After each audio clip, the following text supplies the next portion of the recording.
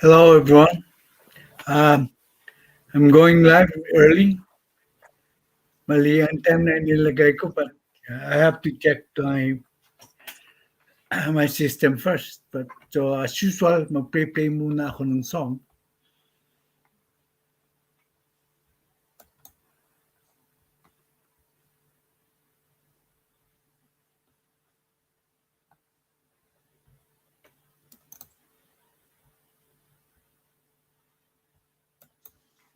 to check my system if it's working.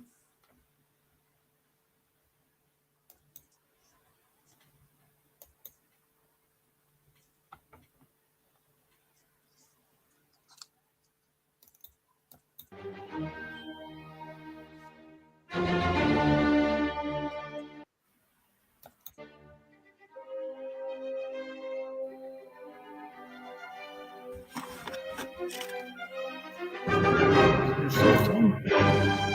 Yeah, I could hear it.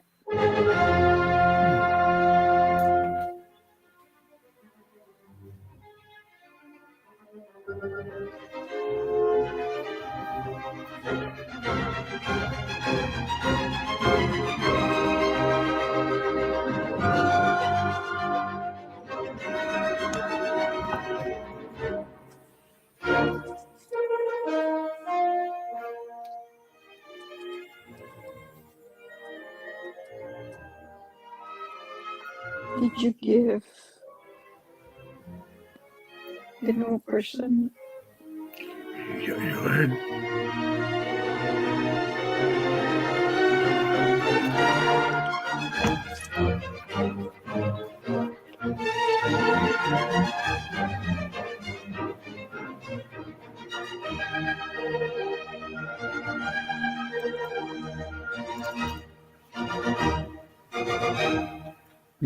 Miss my bird, Pam. May jacket na yan.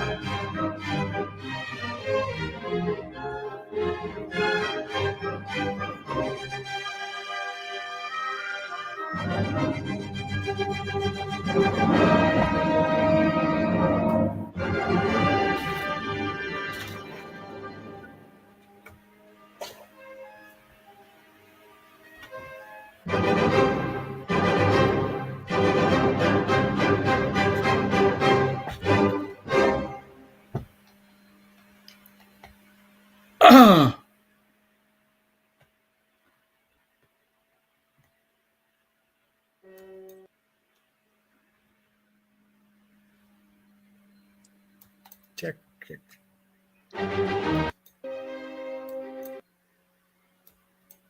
Okay, that's it. Wait.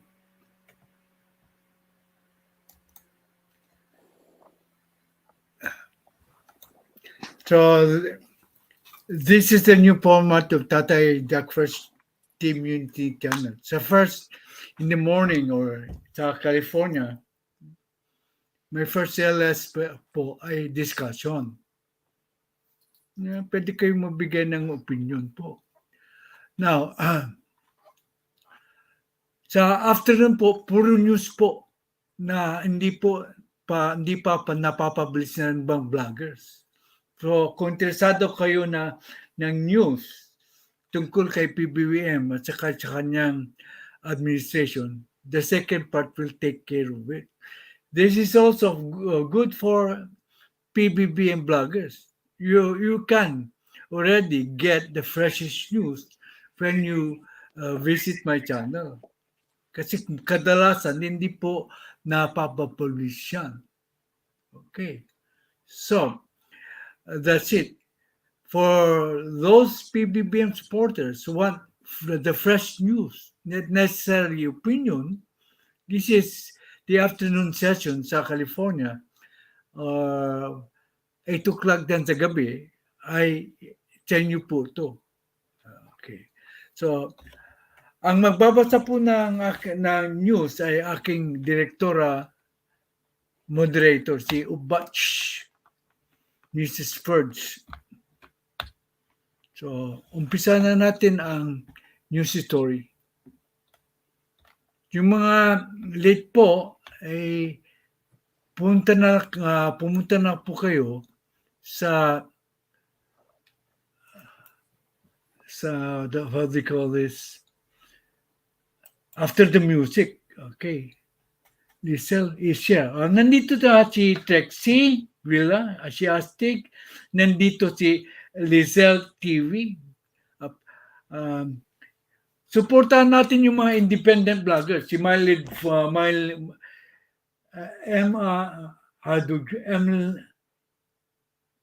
MLY Bird Farm. Supportan din natin siya. Okay. So, we go to the top. Actually, this is something so frustrating with YT. Nag-research ako. YT erased 3 of my research. Kasi mas maaga yata yung research ko. Ano ba naman ito? So,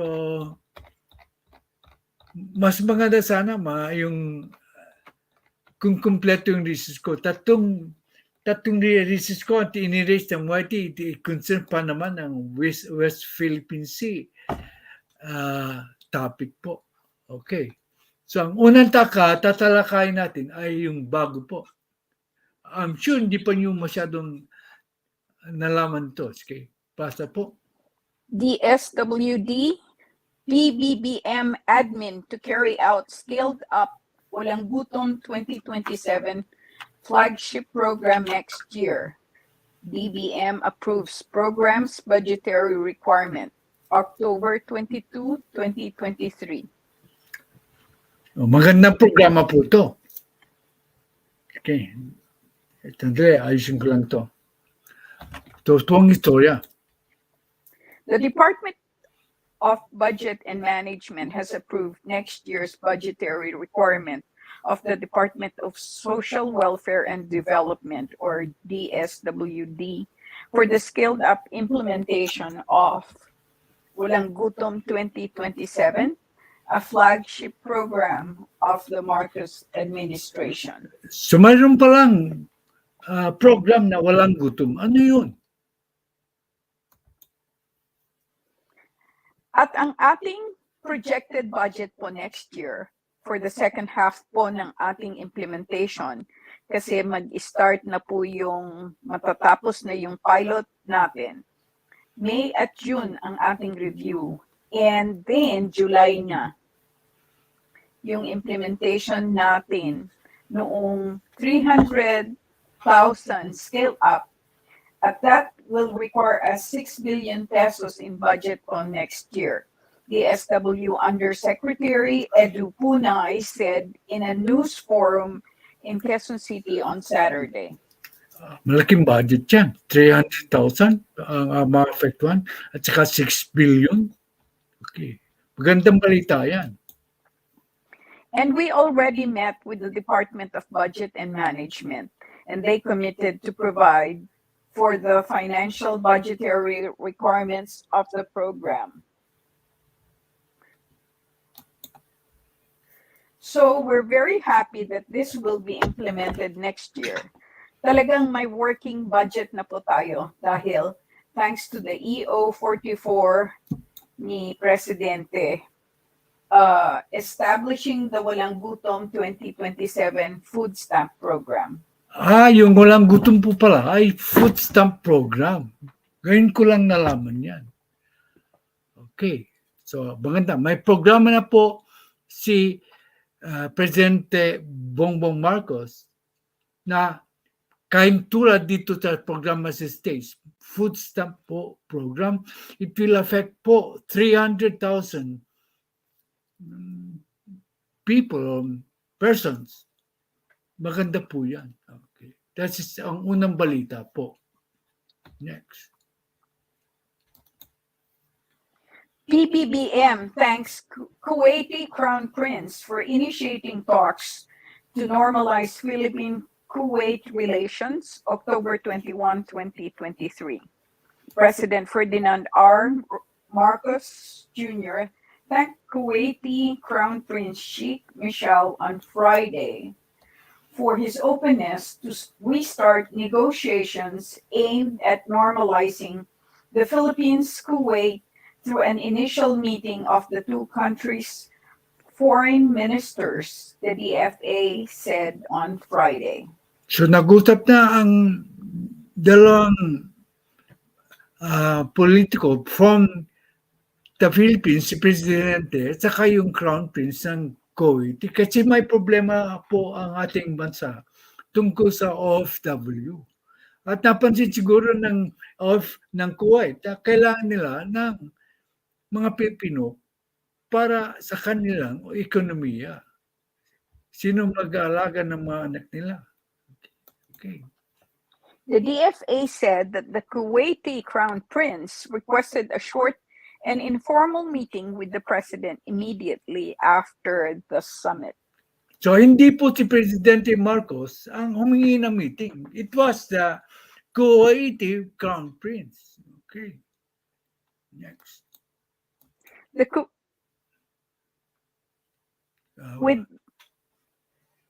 With the prince informing President Marcos of his country's urgent desire to normalize relations with the Philippines. So it was the Kuwait Crown Prince na nagpupumilit na i-normalize na ang relationship between Kuwaiti and the Philippine government. Napansin nila siguro na kailangan nila ang mga trabahador ng Pilipino kasi mahuhusay noon sila eh. Yung ibang trabahador na galing bansa, siguro mga tamad, hindi malinis. Hindi yan. Ang mga Pilipino po ay malinis at saka masipag. Hindi ko pa nababasa yun. Okay, so sorry. The Kuwaiti leader apologized and told President Marcos that the narrow-mindedness of some of the Kuwaiti officials caused the breakdown of the negotiations between the Philippine and Kuwaiti delegations last May. Mayroon din pala doon na short-minded doon, katulad ng epal natin ditong senador.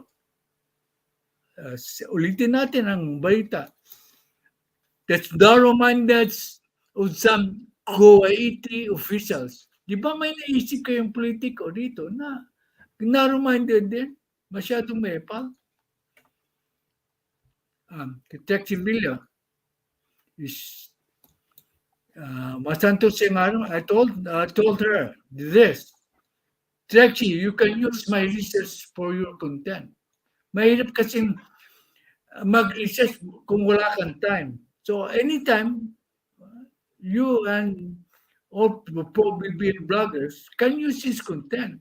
Advance na po ito. Hindi pa nyo nakikita karamihan. Okay. I hope you use it. Kaso kung di nyo gagamitin, okay lang. I just want to help. Okay. The Philippine government temporarily banned the deployment of first-time household service workers to Kuwait amid concerns for their safety following the deaths of overseas Filipino workers or OFWs. Kuwait also imposed travel restrictions. According to available government data, the estimated number of Filipinos in Kuwait is 279,000 as of 2022. Biro mo, iyan ang nawala dahil sa ka-Apple ng isang senador. 279,000. Ilan na nawala ng trabaho? Dahil ka-Apple mo, nawala ng trabaho yung 279,000. Magkano ay pinapadala ng pera?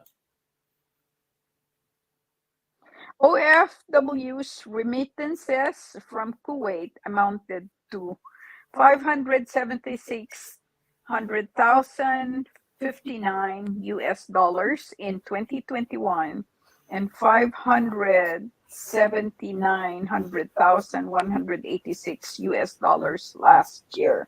Dagdagan mo ng dalawang Syrian, di magiging 50 billion times 5, 250 million pesos a year ang nawala sa Pilipinas, ang nawala sa bulsa ng mga Pilipino dahil sa ka-Apple ng isang senador.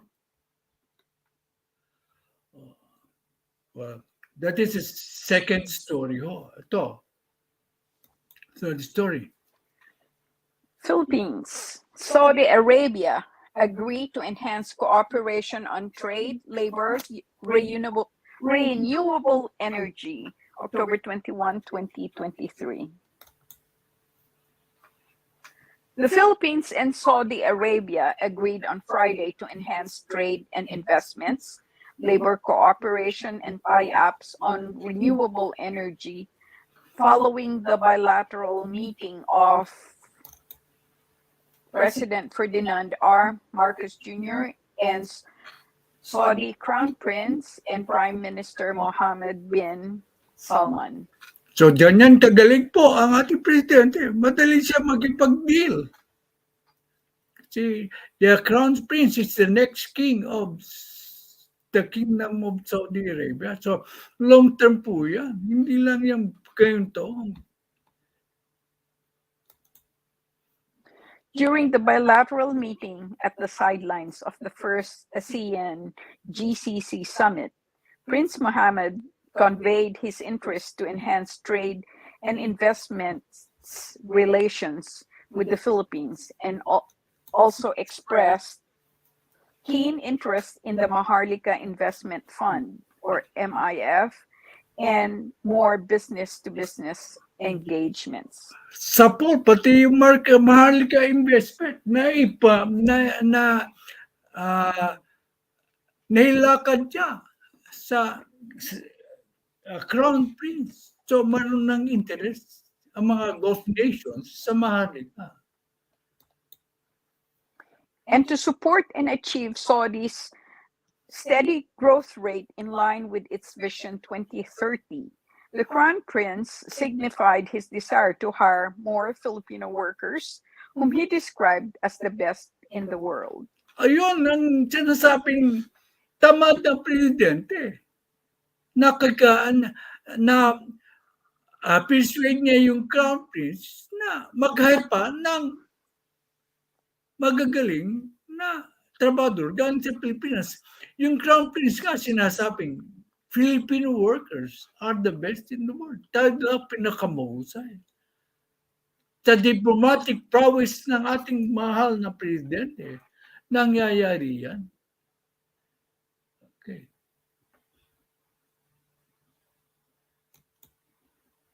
During the bilateral meeting at the sidelines of the first ASEAN GCC summit, Prince Mohammed conveyed his interest to enhance trade and investment relations with the Philippines and also expressed keen interest in the Maharlika Investment Fund and more business to business engagements.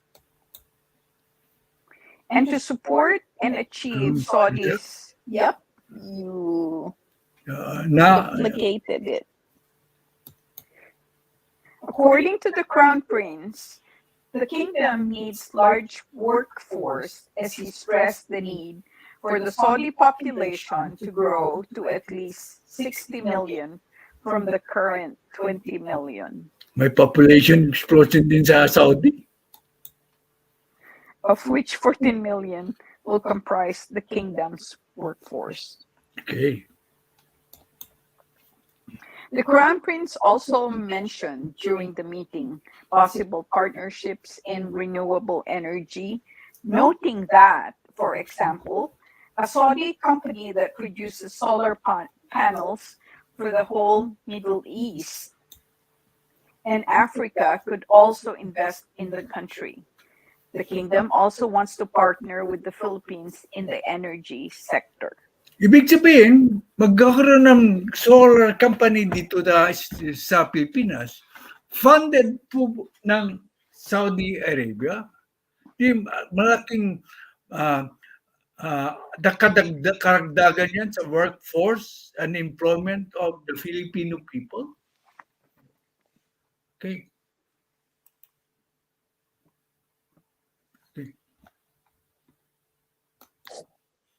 At the same time, President Marcos raised the Philippines' willingness to cooperate with Saudi Arabia to ensure food security by putting up agri-projects for food production for Saudi Arabia market. Ito ang pinagbiliban ko sa lahat doon sa indiplomatic prowess ng ating presidente. Nailakad niya na mag-invest dito ang Saudi para sa pagkain ng mga Saudi.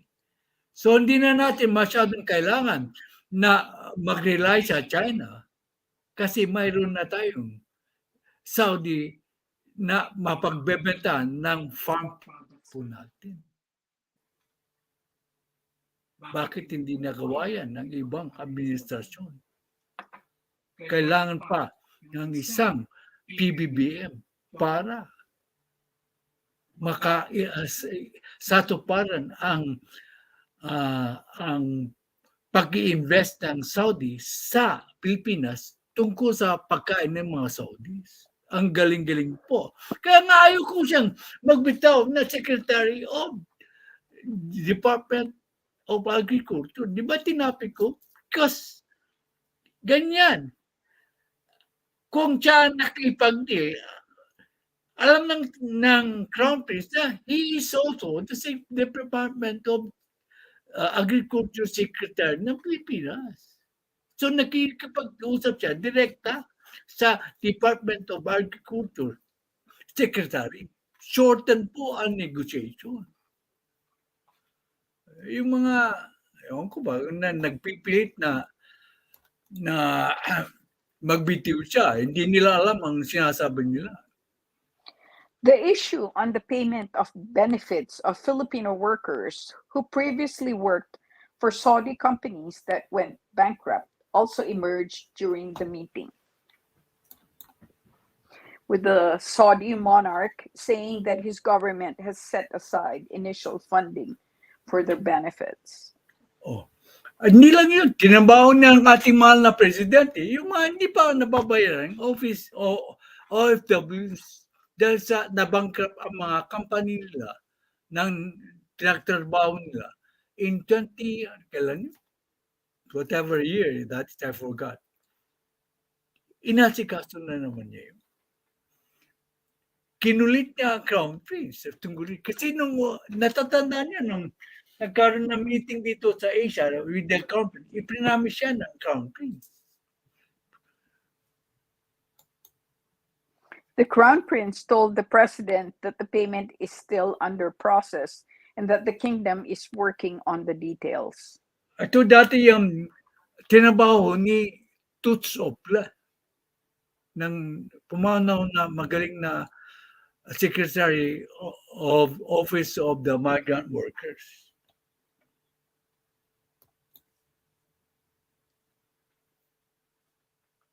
Saudi other governments express interest in MIF.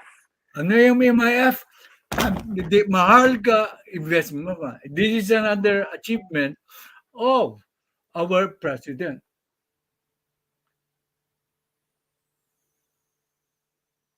Okay, sandali lang ito, Trexie. You can always come. Well, hindi ako abot ng 7.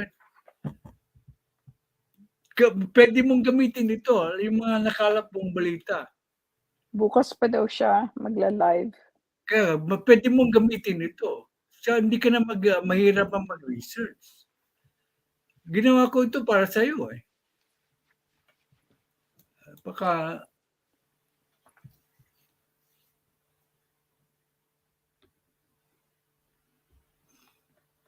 okay. The Crown Prince told the President that the payment is still under process and the kingdom is working on the details. I already read that. The Kingdom of Saudi Arabia has signified to President R. Marcos Jr. its intention to invest in the Maharlika Investment Fund, or MIF, along with other countries. So, interesado ang mga Gulf states na mag-invest po sa Maharlika. Okay. In an interview with the Malacanang reporters at the sidelines of his attendance to the ASEAN GCC summit in Riyadh, President Marcos said that the MIF has received positive response not only from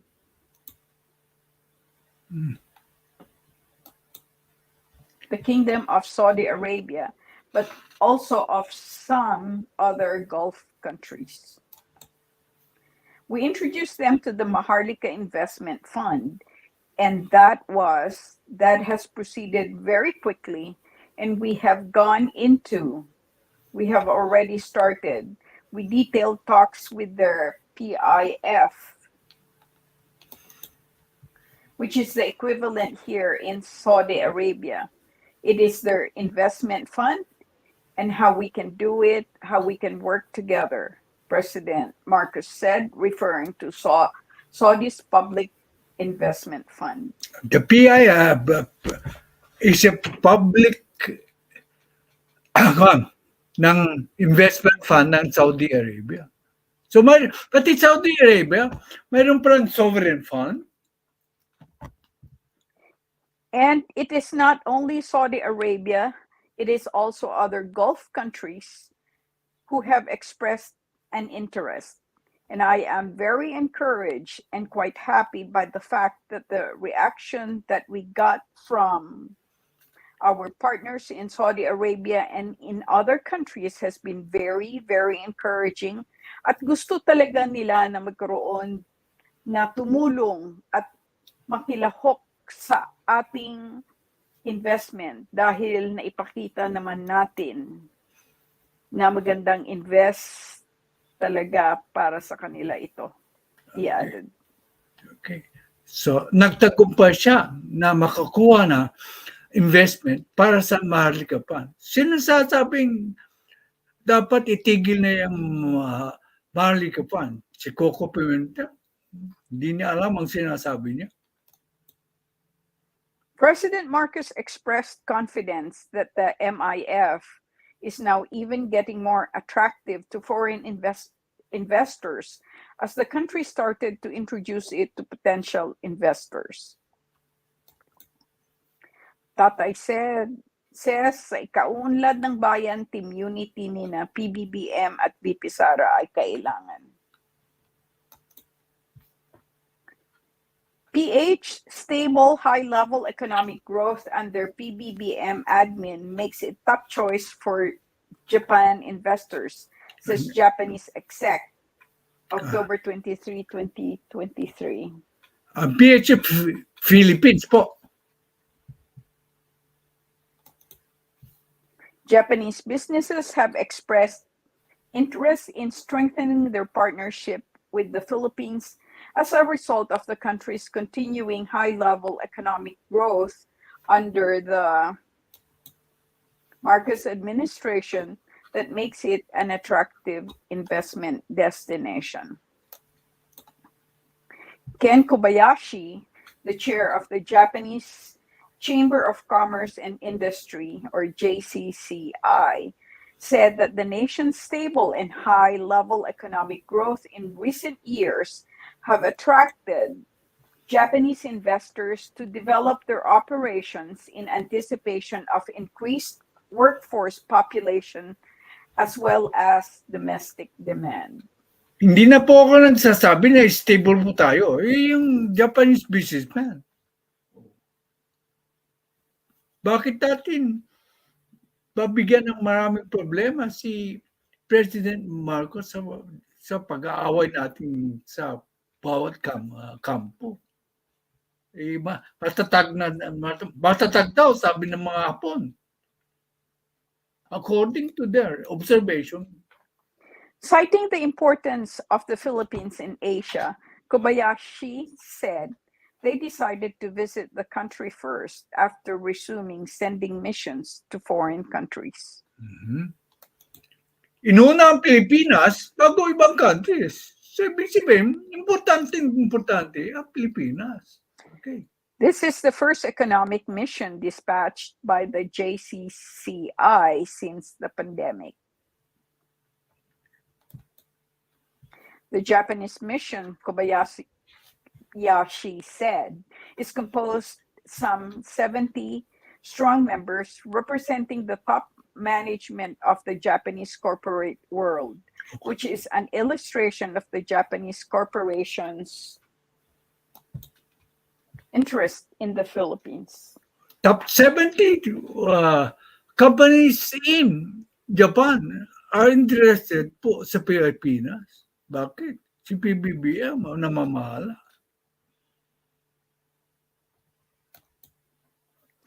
JCCI is the largest business organization in Japan, having 1.25 million companies. Ayun, imagine that 1.25 million companies, hindi po tao. It is companies business organization. Ranging from big corporations to small and medium-sized enterprises. Okay. Pbbm to AFP, Council of Surgeons Major. Government is steadfast in making AFP a world-class force. October 23, 2023.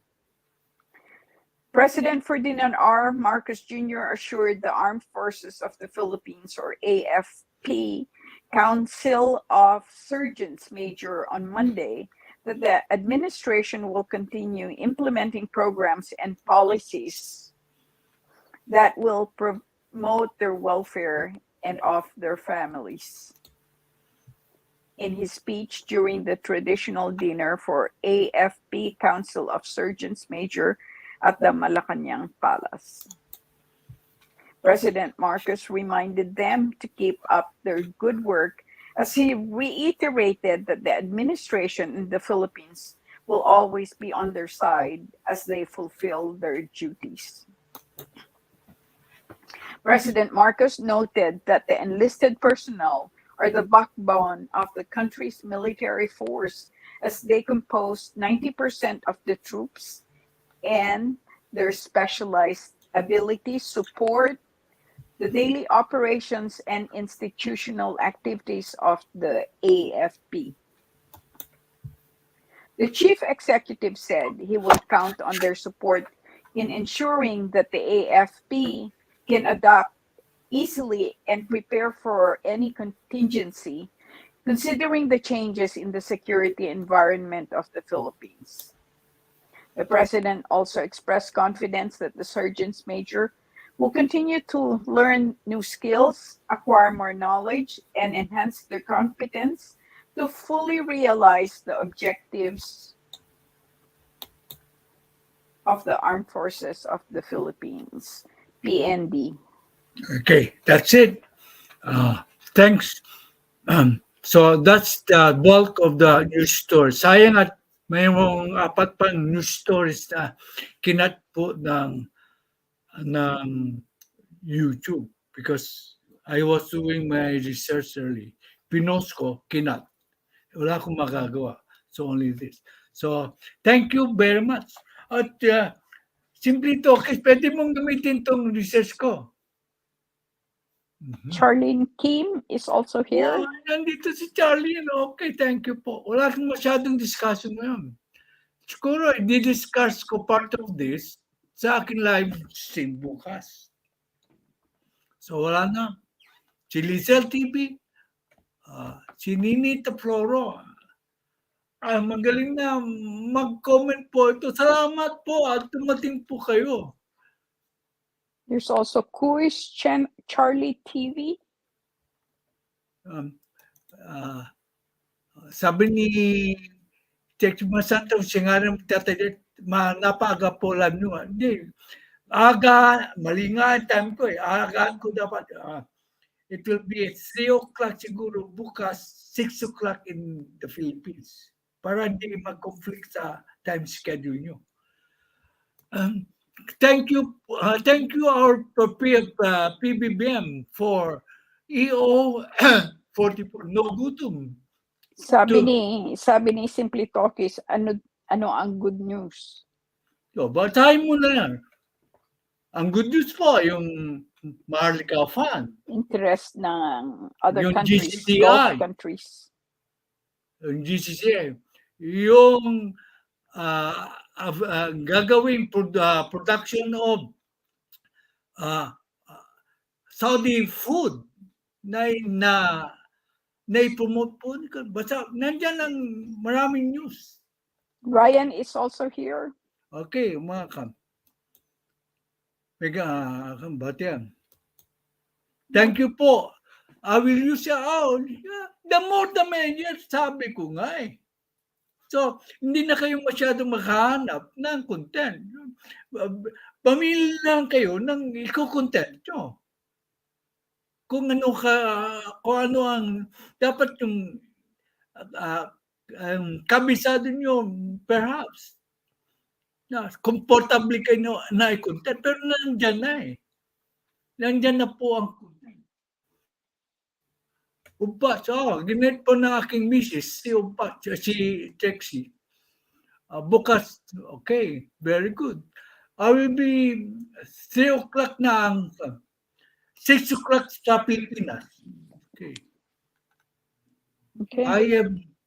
We're done. I have to go cook. Okay. You have to cook. Okay. Narinig ka. Okay, baka na bahala dito. Buka, okay? Hello, Charlene Kim. Okay, beautiful. Good evening po, Tatay. Walang masyadong diskusyon dito kasi news stories lang. Kaya kayo, sa first part, bukas, diskusyon. Pero dito sa second part po, puro news. Ano daw lang ko yun? Tignan mo, bumalik ka. Sandali lang na, walang isang oras ito. Piliin mo ang gusto mong topic po. Simply Talk, napagagaling pong vlogger po niyan. Kung mag-explain, ay, saludo po ako sa kanya. Ang napala wow. Mag-team replay na lang po ako. Okay.